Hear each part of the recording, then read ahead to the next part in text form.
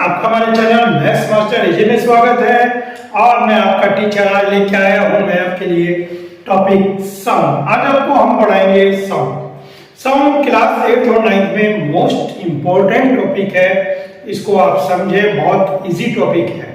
ठीक है, तो सबसे पहले हम साउंड में समझेंगे कि व्हाट इज साउंड। ठीक है, व्हाट इज साउंड। तो साउंड है क्या? साउंड एक एनर्जी होती है। Sound is a type of energy with the help of which we can hear. Sound एक एनर्जी होती है जिसकी हेल्प से हम सुन सकते हैं। ठीक है ना, या जो हमें सुनने में मदद करती है, which help us to hear. ठीक है ना, तो sound is a type of energy. Sound is a type of energy with the help of which we can hear। means sound वो एनर्जी है जिसकी हेल्प से हम सुन सकते हैं। ठीक हो गया। तो सबसे पहली बात, साउंड क्या है? साउंड एक एनर्जी है। अब एक्चुअल में साउंड प्रोड्यूस कैसे होती है? ठीक है ना, production of sound. Sound produce कैसे होती है?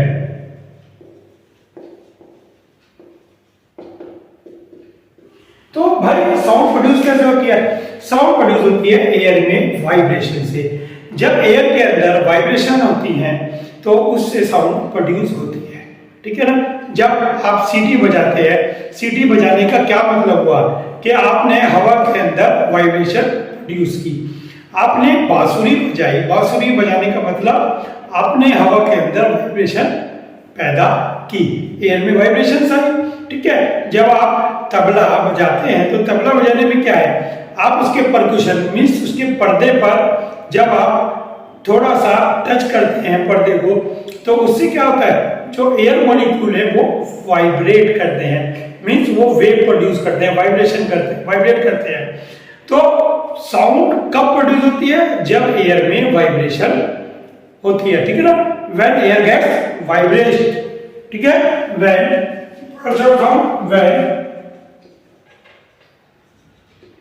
air gets vibration,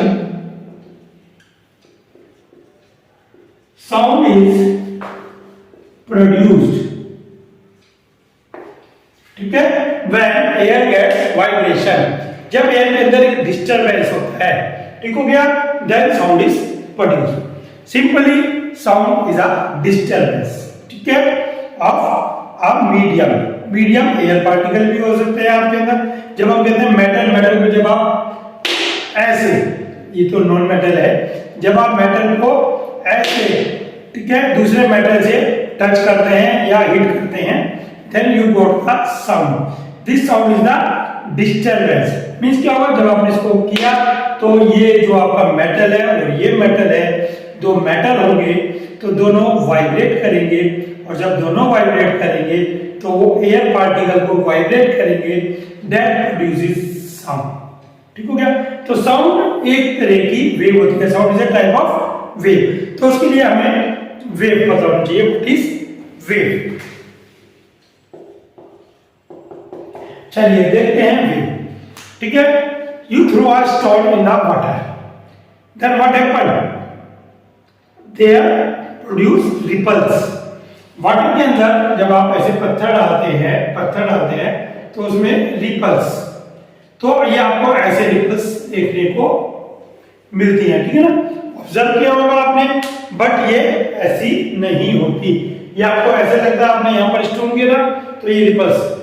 सही मायने में होता क्या है, ये वाटर के अंदर, ये वाटर है तो वाटर के अंदर ये वेव प्रोड्यूस होती है ऐसे। जो आपको जब आप ऑब्जर्व करते हैं वो सर्कुलर अपीयर होती है। सर्कुलर इसलिए अपीयर होती है क्योंकि वो स्टोन जहां गिर रहा है उसके आर डायरेक्शन में, ठीक है, उसके आर डायरेक्शन में प्रोड्यूस होती है।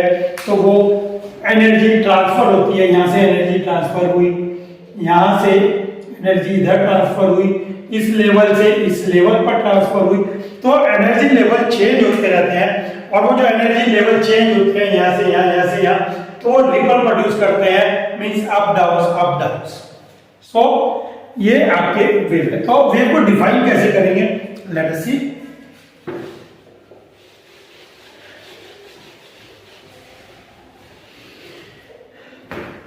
A wave is a disturbance। Wave क्या है, डिस्टर्बेंस है, कहां पर, इन अ मीडियम।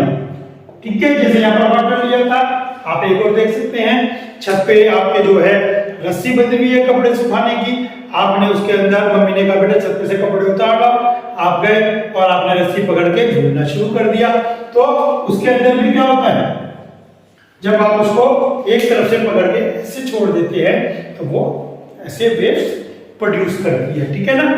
तो क्या इसके अंदर जो ये पार्टिकल था, ये पार्टिकल आगे गया यहां तक, नहीं, पार्टिकल नहीं गया, ओनली एनर्जी ट्रांसफर। यहां से एनर्जी यहां यहां यहां, ये energy point two point transfer हो रही है। ठीक है ना। तो यही बात हम डिफाइन करेंगे। A wave is a disturbance in a medium in which energy transfers from one point to another point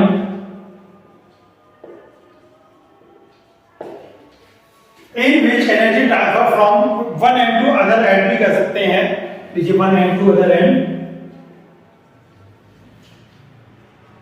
ठीक है ना, या आप इसको पॉइंट भी कह सकते हैं। ठीक हो गया, from one point two another point without a wave is a disturbance in a medium in which energy transfer from one end to another end without transferring of particles of medium। Means medium के particle एक and से दूसरे and, means एक point से दूसरे point तक transfer नहीं होते हैं, ओनली एनर्जी ट्रांसफर होती है। यहां से यहां तक एनर्जी, मीन्स आपने रस्सी यहां से खींची तो एनर्जी अंदर जा रही है, क्या पार्टिकल गए, नहीं। इसके लिए एक एक्सपेरिमेंट भी दिया होता है हमें, कहते हैं वाटर के अंदर आप यहाँ पे एक बॉल रखें, प्लास्टिक की बॉल, ठीक है, और इधर आप एक स्टोन थ्रो करें, then ripple will produce, wave will produce, you see that ball will remain same at this position. Ball उसी पोजीशन में अप डाउन होती रहेगी, आगे पीछे नहीं जाएगी। Means only energy is transferring, not the particle. ये पार्टिकल वाटर का जो भी यहाँ पे वाटर का है हिस्सा, वो ट्रांसफर नहीं हो रहा है। ठीक है ना, this part of water is not transferring, only ball is transfer, only energy is transfer, केवल एनर्जी जा रही है। क्लियर। तो a wave is a disturbance in a medium in which energy transfer from one point two point, लिख दिया पता चलेगा, one point two another point. ठीक हो गया, without transferring the particle of the medium. Clear हो गया। तो ये आपके पास वेव की डेफिनेशन हो गई। ठीक हो गया। अब वेव टू टाइप्स की होती हैं, तो आइए देखते हैं वेव्स टू टाइप्स की, longitudinal waves and transversal waves और ट्रांसवर्स वेव्स, ट्रांसवर्सल और ट्रांसवर्स वेव्स। तो लॉन्गिट्यूडिनल वेव, अब लॉन्गिट्यूडिनल वेव क्या होता है, लॉन्गिट्यूडिनल वेव जिस डायरेक्शन में वेव चल रही है, जिस डायरेक्शन में वेव चल रही है, अब वेव जैसे ही जा रही है तो उसी डायरेक्शन के अलोंग चलती है,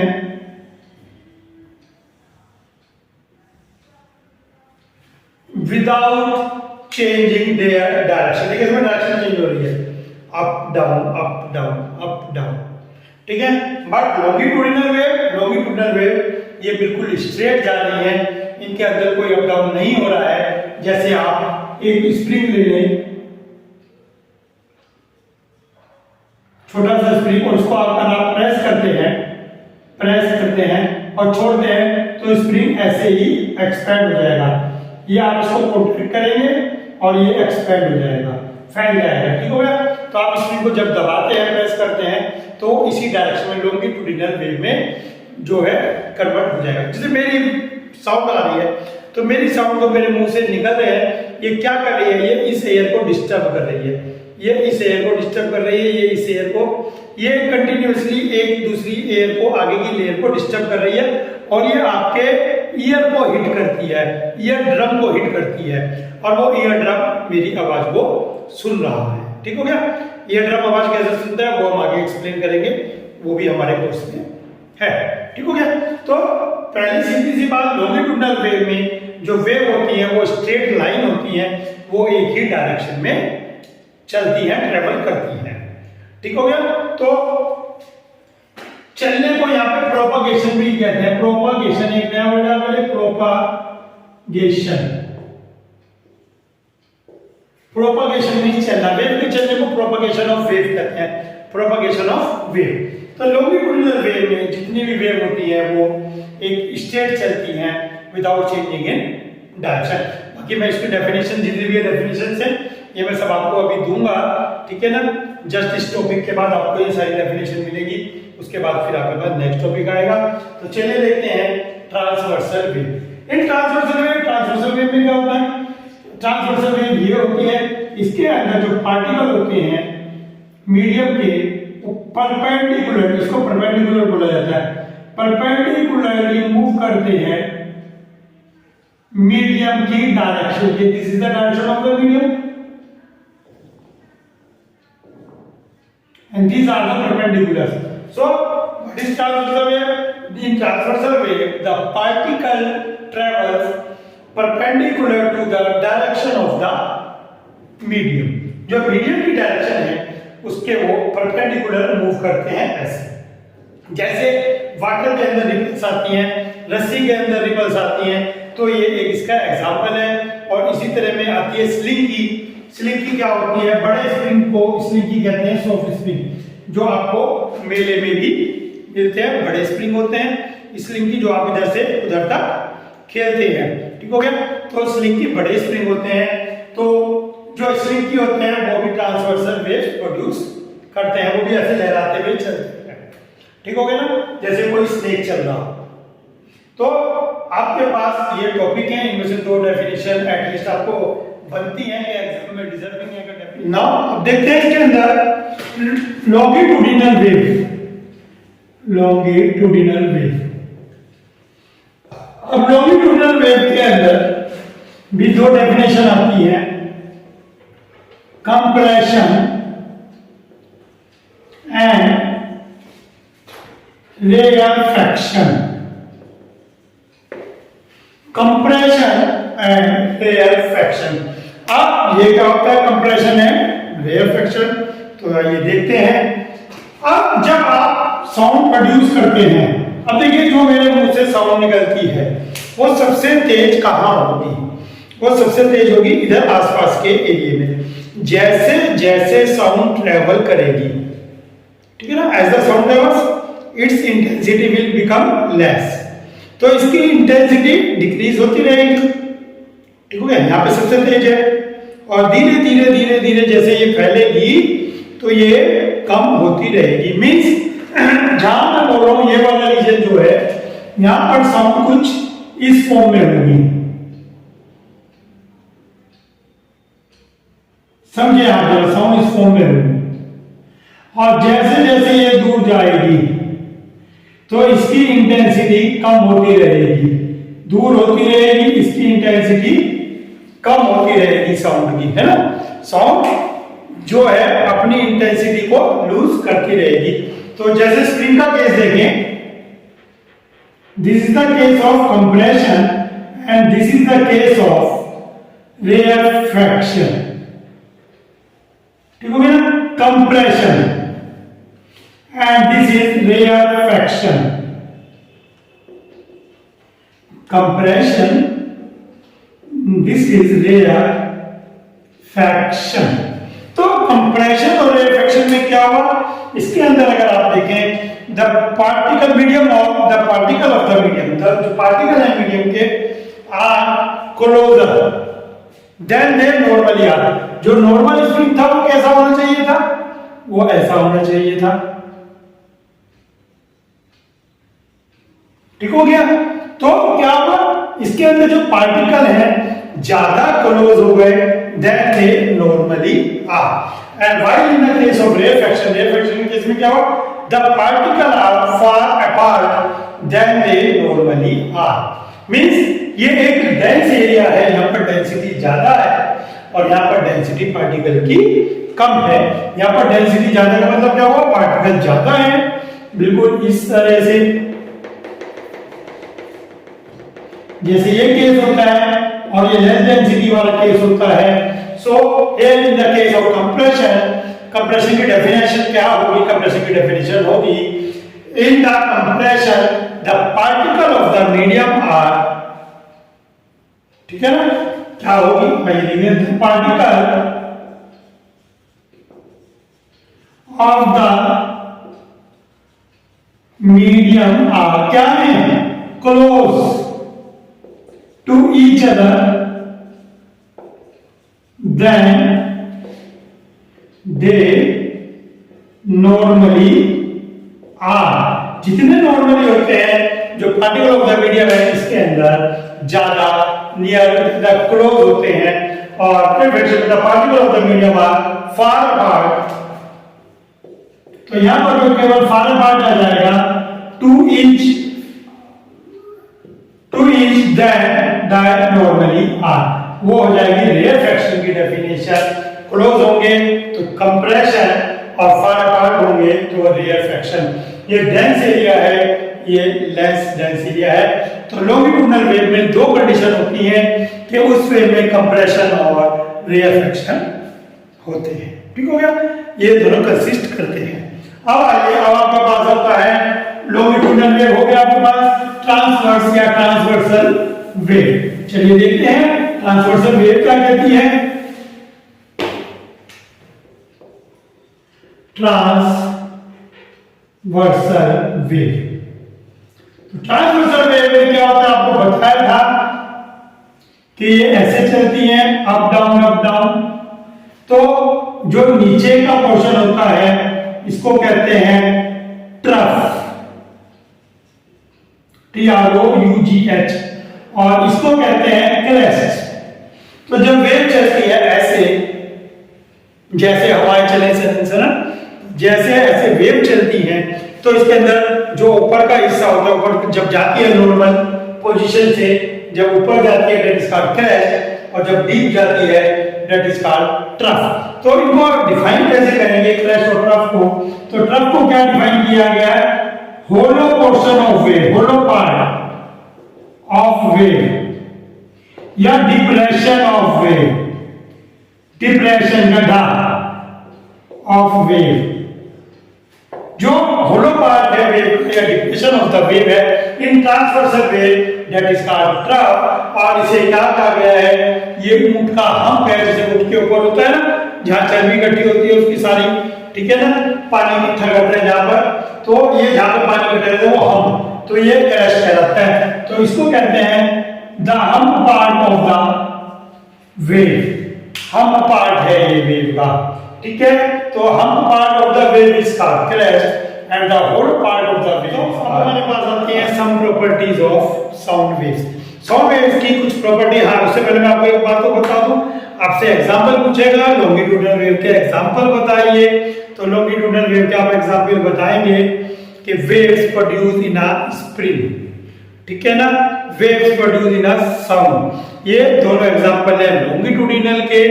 और वाटर वेव्स, ये आपका एग्जांपल है ट्रांसवर्सल वेव का। और ट्रांसवर्सल वेव के अंदर और एग्जांपल देंगे तो आप कह देते हैं कि वेव इन अ रोप, ठीक है ना, रस्सी। तो रस्सी के अंदर जो वेव होती है वो भी ट्रांसवर्सल वेव होती है।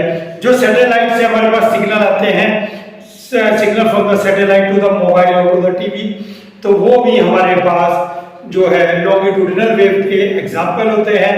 और जो हमारे से सन एनर्जी आ रही है, सन एनर्जी भी स्ट्रेट आती है, तो वो भी लॉन्गिट्यूडिनल का हमारे पास एक गुड एग्जांपल है। तो चलिए देखते हैं प्रॉपर्टीज ऑफ वेव में। सबसे पहले आपके पास आता है टाइम पीरियड, फिर आता है आपके पास फ्रीक्वेंसी, फिर आता है वेवलेंथ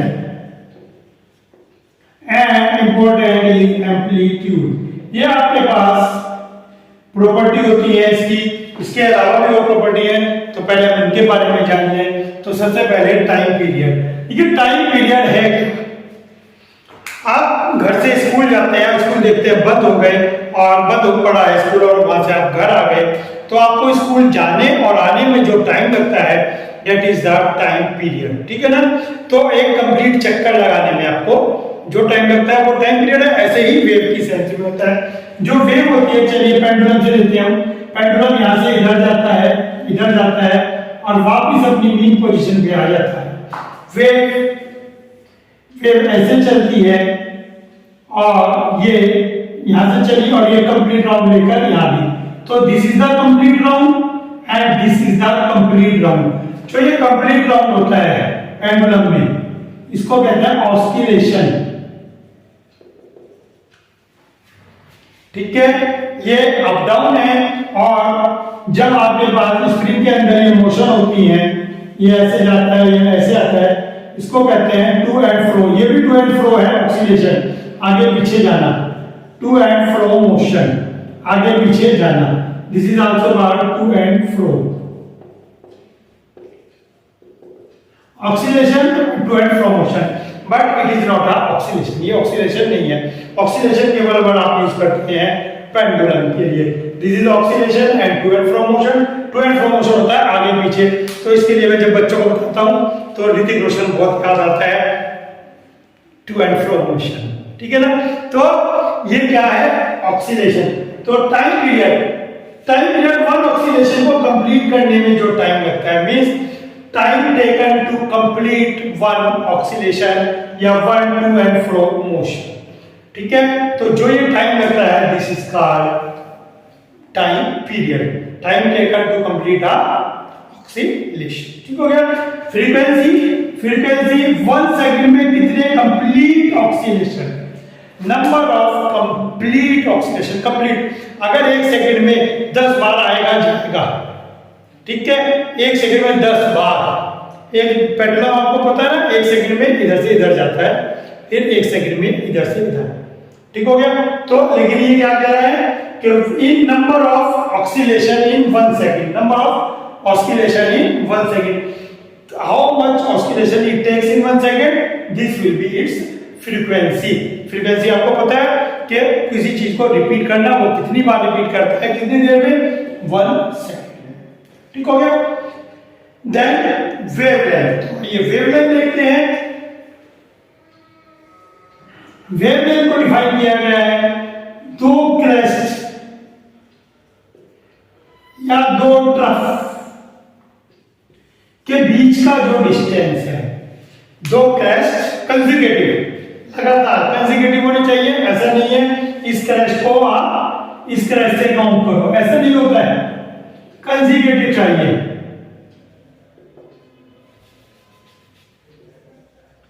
कंसेक्यूटिव, ठीक है ना। तो कंसेक्यूटिव चाहिए, ऐसा नहीं है कि आप इसको इग्नोर कर दें और सीधा थर्ड पे पहुंच जाए। दो कंसेक्यूटिव क्रेस्ट और दो कंसेक्यूटिव ट्रफ के बीच। अच्छा सर एक बात बताइए, क्या ये यहां पर भी एप्लीकेबल है? ये कंप्रेशन था, ये रेफ्रैक्शन था, ये कंप्रेशन था, बिल्कुल। दो कंप्रेशन के बीच जो डिस्टेंस है that is also called wavelength, या दो रेफ्रैक्शन के बीच जो डिस्टेंस है दैट इज कॉल्ड वेवलेंथ। ठीक हो गया।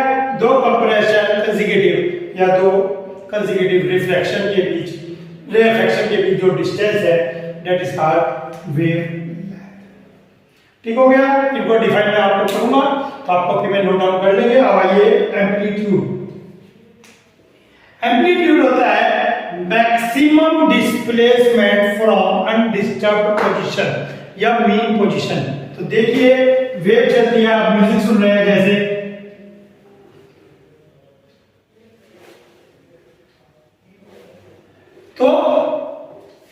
क्या कहते हैं एम्पलीट्यूड? ये देखिए ऊपर भी जा रहा है, नीचे भी जा रहा है, लेकिन जो मैक्सिमम होगा displacement, maximum displacement from mean position, mean means undisturb position, इससे जो ये डिस्टेंस होगा that is called amplitude. Maximum displacement from undisturb position. Pendulum में भी होगा, यस पेंडुलम में भी होगा। ये पेंडुलम इधर गया, धीरे धीरे डाउन होता चला गया, तो लेकिन जो मैक्सिमम वाला था दैट इज कॉल्ड एम्पलीट्यूड। तो amplitude is maximum displacement from mean position. कुछ बुक में अनडिस्टर्ब पोजीशन भी लिखा होता, तो मीन या अनडिस्टर्ब पोजीशन एक ही बात है, बीच की पोजीशन। ठीक हो गया। अब इसमें आता है वेलोसिटी। वेलोसिटी, ठीक है, वेलोसिटी सिंपल होती है जो आप पढ़ते हैं। तो वेलोसिटी आपके पास distance upon time, distance upon time simple velocity का फॉर्मूला होता है, लेकिन यहां पर वेलोसिटी में फ्रीक्वेंसी में लेते हैं हम F lambda, v equal F lambda.